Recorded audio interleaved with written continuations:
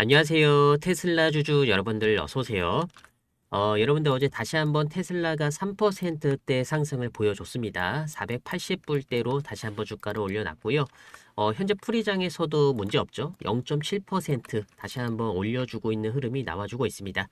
근데 여러분들 어제 보셨을 때 제가 중요하게 말씀드렸던 거는 양음양 패턴으로 올려줄 수 있다.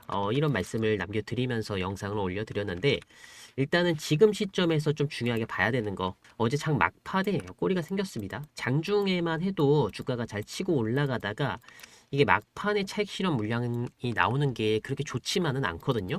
그래서 지금 이 상황에서 윗꼬리 캔들이 나오는 거 좀 무난하게 보시는 분들이 있겠지만 중요합니다, 여러분들. 제가 이 490불대 윗꼬리가 약간 부담이 될 수 있다라고 말씀을 드리는 건 뭐냐면은 결국에 이 앞자리가 5단이잖아요, 여러분들. 500불이기 때문에 500불이 돌파가 나오게 되면은 이거는 주가는 530불까지 다이렉트로 간다라고 보시면 돼요. 그러면 결국에 우리가 수급적인 면을 봤을 때 530불까지 매수를 할 만한 주체가 나와줘야 된다라는 거거든요. 그러면 530불까지 누가 매수를 해줄 때는 이 테슬라가 그럴 만한 이유들이 나와줘야 됩니다. 그래서 결국에 지금 테슬라가 이 자율주행 로봇택시를 이제 세이프티 모니터를 제거를 하고 운행을 하겠다 하면서 오스틴에서 테스트를 하고 있는데 결국에는 이 테스트의 결과값에 따라서 테슬라의 주가가 단기적으로라도 530불까지 좀 강한 반등을 만들어낼 수 있을지 이런 여부를 좀 확인할 수 있습니다. 다만 지금 시장에서는 결국에는 어제 발표된 이 CPI가 예상보다 좀 낮게 나왔죠. 그렇기 때문에 시장 분위기가 안도가 되면서 약간 개인 자금이 많이 들어온 상황으로 볼 수 있는데 결국에는 이 대량으로 많이 들어와야 됩니다. 이 대량으로 들어오는 매수 자금이 500달러를 돌파할 수 있게끔 만들어 주기 때문에 이 테슬라의 개별적인 이슈가 어느 때보다 중요해진 시점이다 이렇게 볼 수가 있다라는 거죠. 그래서 일단 여러분들 전반적인 내용을 좀 살펴보는 거는 CPI가 2%대로 나왔습니다. 제가 이거 3%만 나와도 무난한 상승을 예상을 했었고요.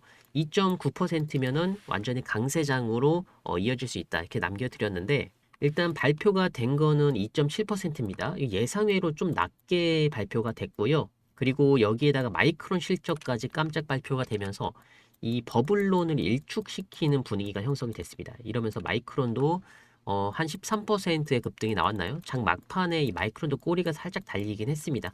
그래서 일단 2.7%가 나온 부분에 있어서는 물가가 완화가 되고 있으니까 내년에도 이 금리 인하의 신호탄을 쏠 수 있다라는 분위기가 형성이 됐습니다.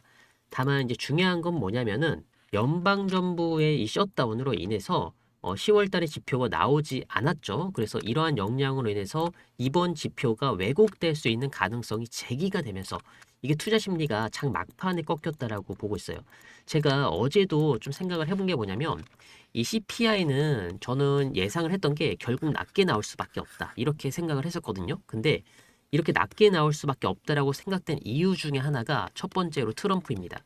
트럼프가 이전에 이 파월이 CPI 이제 물가 지수를 측정을 할 때 여러 가지 이 데이터 값을 가지고 이제 발표를 한단 말이에요. 근데 이 트럼프가 이전에 주장했던 내용들 보신 분들이 있겠지만 이 데이터 값에 문제가 있다라고 트럼프가 주장한 적이 있습니다. 그래서 이번에 발표가 될 때는 트럼프가 제시한 데이터로 CPI가 측정될 가능성이 높다라고 저는 판단을 하고 있습니다. 더군다나 지금 트럼프가 엄청나게 이 세금을 또 확대를 해가지고 국민들한테 뿌리고 있죠. 결국에는 중간 선거를 앞두고 이 물가를 무조건 낮추어야 되는 상황에 놓여져 있는 겁니다. 그래서 지금 트럼프가 전 세계적으로 이 관세를 매기고 있다 보니까 관세를 제외한 이 데이터 값을 이 연준한테 주지 않았을까? 저는 이렇게 개인적으로 판단을 하고 있습니다. 물론 이거는 제가 이제 의심을 하고 있는 부분이에요. 그렇기 때문에 지금 이 월가의 대부분의 애널리스트들도 이 CPI의 결과값에 약간의 좀 오차가 있다라고 생각을 하는 부분이 있습니다. 그럼 이렇게 되면 시장이 어떻게 흘러가냐면 연말까지는 관망 포지션으로 이어갈 가능성이 굉장히 높다라고 생각이 돼요. 그래서 제가 개인적으로 좀 생각을 하고 있는 부분은 산타랠리가 제가 봤을 때는 12월 중순에 올 수 있다라고 이전에서 영상에서 좀 말씀드린 부분이 있겠지만 제가 이걸 약간 수정을 하고 있습니다. 이 12월 달에는 이 관망 포지션이 좀 유지가 될 수 있고요. 산타랠리가 온다라고 해도 이게 1월 달에 시작될 가능성이 높습니다.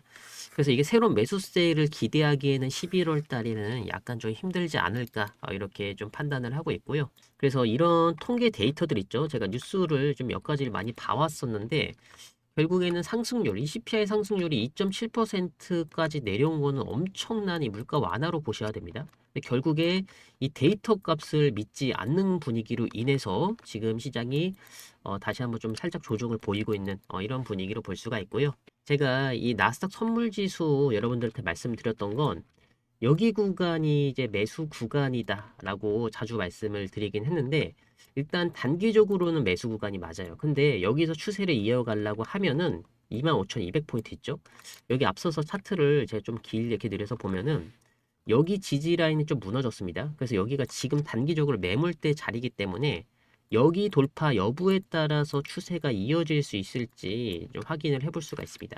그래서 추세 추종 매매하시는 분들은 평단가를 낮춰가는 매매를 하시면 안 되죠. 이렇게 저점에서 잡는 거는 기술적 반등을 노리시는 분들한테 잡아가는 타점이고 결국에 추세를 노리시는 분들한테는 물론 이게 결정은 여러분들의 자유지만 여러분들이 추세를 좀 더 확인하려고 하면은 저는 적어도 25,200포인트까지는 좀 안정적으로 올려놔야 추세를 확인할 수 있다라고 판단이 됩니다.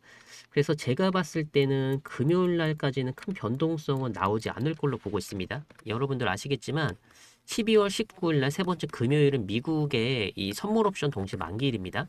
그래서 옵션 만기일이다 보니까 변동성이 크게 나올 수 있지 않을까 생각하실 수 있겠지만 이 미국장 같은 경우는 선물 옵션 동시에 만기 일주일 이전에 보통 한 7일 전이 변동성이 가장 세고요.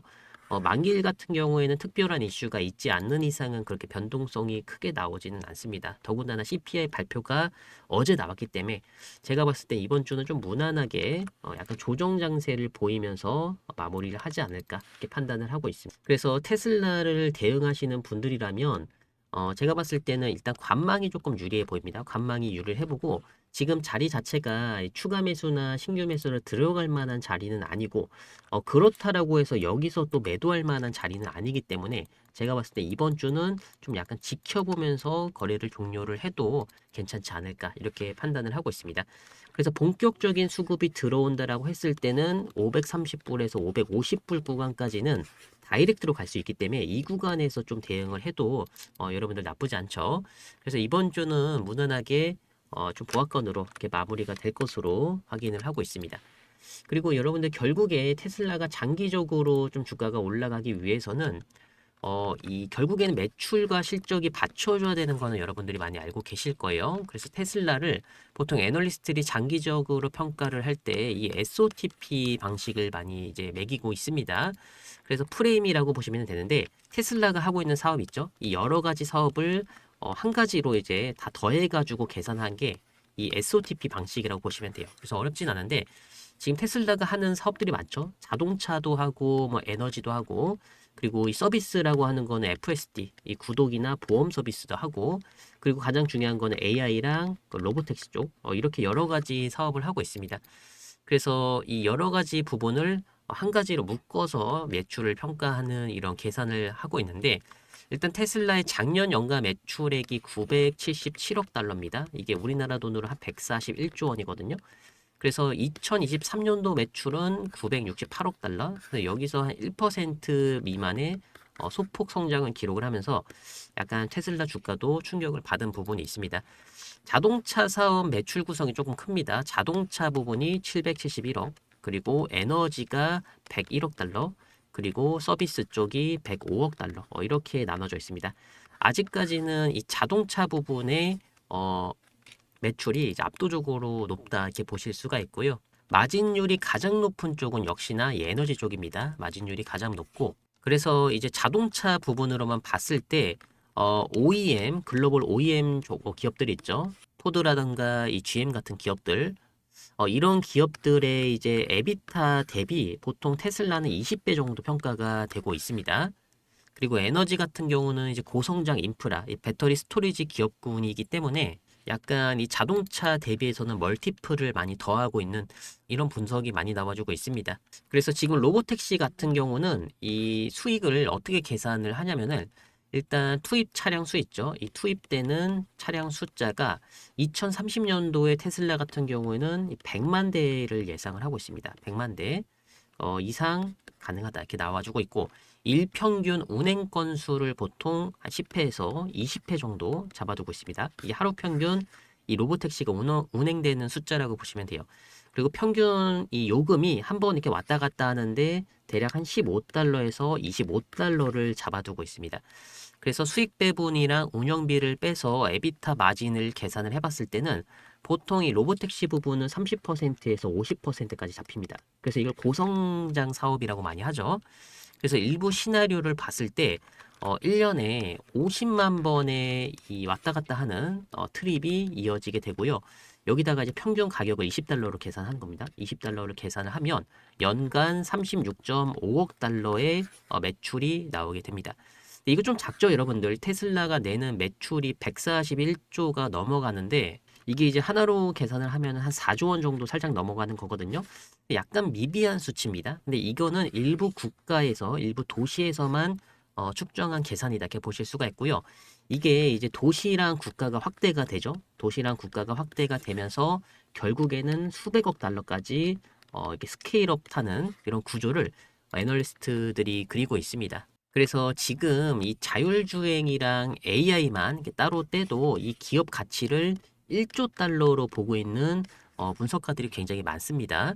그래서 로보택시랑 FSD, 이 옵티머스 AI 인프라 전체를 이 빅테크 소프트웨어랑 이 클라우드 기업 유사 멀티플로 평가하는 부분이 있습니다.